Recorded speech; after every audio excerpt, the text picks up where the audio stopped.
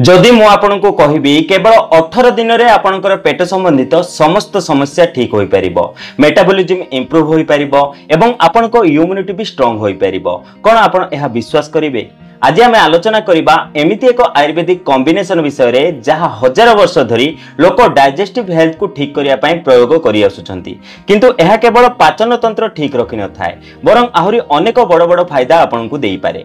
आजिर एही कॉम्बिनेशन अटे पान मधुरी, जीरा एवं जुआणीर कॉम्बिनेशन। आजिर वीडियो रे मु आपनकु कहिबी जदि आपण केवल 18 दिन पर्यंत प्रतिदिन एहर सेवन करंती तेबे एथुरु आपनक शरीर रे कोन कोन चेंजेस देखिबाकू मिलिबो। एहा छडा एहर सेवन करिवार सबुठ इफेक्टिव उपाय मध्य कहिबी एवं एहा मध्य कहिबी आपनक प्रॉब्लम हिसाब रे केउ उपाय सबुठ बेस्ट हेबो। सेति पई वीडियो को शेष जाय निहाती देखंतु, कारण केवल 18 दिन रे एही सिंपल आयुर्वेदिक रेमेडी आपनक पूरा हेल्थ चेंज करि परिबो।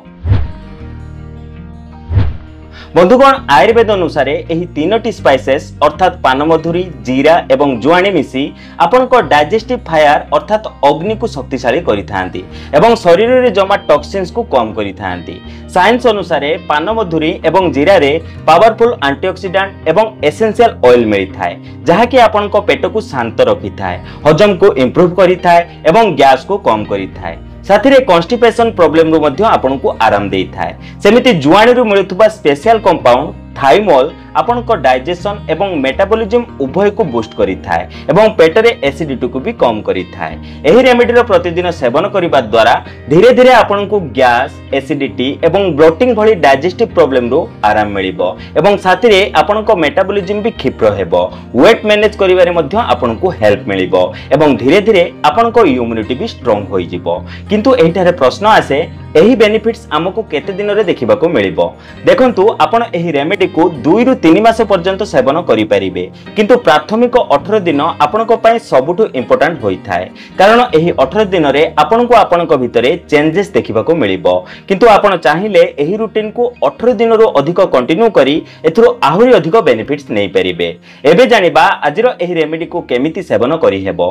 एबे मु आपनको कहिबी एहाकू सेवन करिवार 4टी बेस्ट उपाय एवं ताहार टाइमिंग कोन अटे, डोजेस केते नेबा आवश्यक एवं आपनक समस्या पई एथरो केउ उपाय बेस्ट हेबो। प्रथम उपाय अटे समस्त जिनिस को भाजी एहार गुंड बने एहार सेवन करिबा। एथि पई आपण समान मात्रा रे पानमधुरी, जीरा एवं जुआणी नियंतु एवं एहाको धीमा आंच रे 2 रु 3 मिनिट पर्यंत भाजी नियंतु। जेबे एही समस्त सामग्री ठंडा होई जिवो तेबे आपण एहाको ग्राइंडिंग करी एहार पाउडर बनै दियंतु। आपण चाहिले एथिरे अल्प हेंगु एवं अल्प कळा लुण बा बीट लुण मध्य ऐड करि परिबे।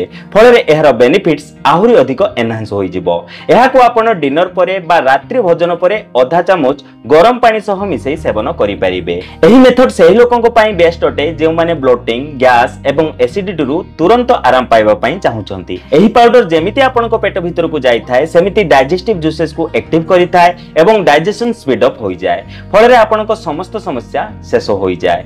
द्वितीय उपाय अटे एहार काढ़ा बनै सेवन करिबा। 2 कप पानी रे आधा चामच पानमधुरी, आधा चामच जीरा एवं आधा चामच जुआणी पकई 5 रु 10 मिनिट पर्यंत बॉईल करंतु। जेबे पानी फुटी फुटी अधा होई जिवो तेबे आपण एहाको छाणी एक कप को काढी नियंतु। एही काढारु 1 कप सकाळु खाली पेटरे सेवन करिबा पर्याप्त होई थाए। हेले जदि आपण चाहिबे तेबे राति रे सोइबा पूर्वरु आपण एहार आउ 1 कप सेवन करि परिबे। एही मेथड सेही लोकंक पई बेस्ट अटे जेउ माने वेट लॉस करिबा को चाहुचंती बा जेउ मानकु निद कम आसुछि बा एमिति लोक जेउ माने निज शरीर को डिटॉक्स करिबा को चाहुचंती। तृतीय उपाय अटे एहार डिटॉक्स वाटर बनै सेवन करिबा।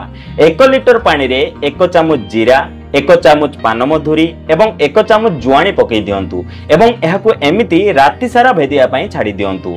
सकाळु आपण एहाकु छाणी नियंतु। एही पानी रो 1 ग्लास सकाळु खाली पेटरे सेवन करंतु एवं बंचिथिबा पानी को दिन सारा अल्प अल्प करी पी नियंतु। एही मेथड सेही लोकंक पई बेस्ट अटे जेउ मानकु जेंटल डिटॉक्स आवश्यक बा जेउ माने अधिक सेंसिटिव अटंती। एही पानी शरीर रु टॉक्सिन्स को काढी थाए एवं कॉन्स्टिपेशन को भी धीरे धीरे दूर करि थाए। चतुर्थ एवं लास्ट उपाय अटे एही मिक्सचर को चोबे चोबे खाइबा। 1/4 रोस्टेड बा प्लेन पानमधुरी, जीरा एवं जुआणी आपण नियंतु। खाद्य खाइबार तुरंत परे आपण एहाकु चोबे चोबे खाइ नियंतु। जदि आपनकु एहार टेस्ट भलो न लागे तेबे आपण गुड़ किंबा गरम पानी सहित एहार सेवन करि परिबे। एहा पेटरे कष्ट बा पेट काटिया भली समस्या रु सबुठ शीघ्र आराम पहुंचाई थाए। तेबे आपण निजर आवश्यकता अनुसार यही चारोटी उपाय कौन उपाय एहार सेवन करेंगे।